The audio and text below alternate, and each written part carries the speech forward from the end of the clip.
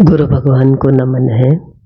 उचित मनोवृत्ति पवित्र मनोवृत्ति बन जाती है। जब न रहेगा मैं, तब जानूंगा मैं कि कौन हूं मैं। जब भक्ति की मनोवृत्ति सही होती है तो वह पुनीत मनोवृत्ति बन जाती है, पवित्र बन जाती है।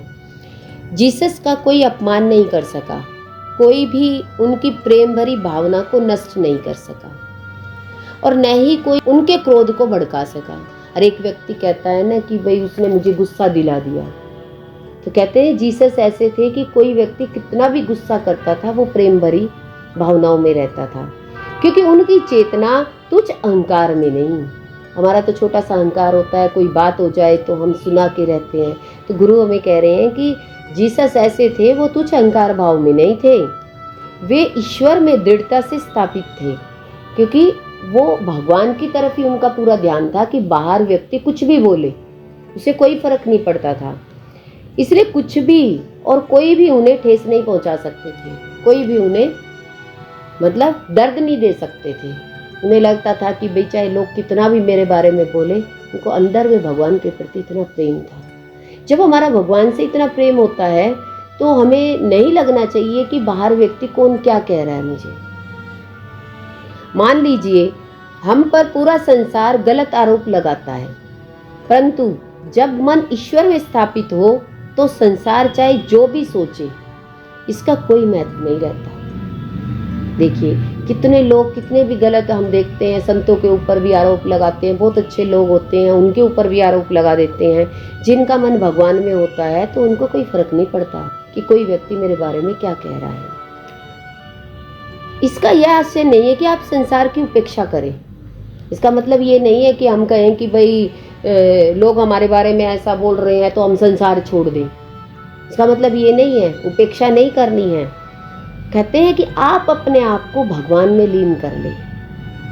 किसमें लीन कर ले? अपने आप को भगवान में लगा ले, कि आप लोगों के प्रति सहानुभूति का अनुभव करें और उन्हें समझने का प्रयास करें। कहते हैं कि कितना भी व्यक्ति गलत आरोप लगा रहा है तब भी आप समझे, उनको समझने का प्रयास करें कि ये व्यक्ति ऐसे क्यों बोल रहा है, वो दुखी है इसलिए बोल रहा है, तो उसकी तरफ ध्यान दें। आपकी चेतना में यही विचार सर्वोपरि रहे। अपनी चेतना का मतलब ये होगा कि हम जागृत रहे, कि चारों तरफ हमारे की चेतना ही सब कुछ है। यदि समस्त संसार मेरी प्रशंसा भी करे परंतु मैं अपने प्रभु के आशीर्वाद को अनुभव न कर पाऊं तो मैं सभी सुखों से वंचित हूं।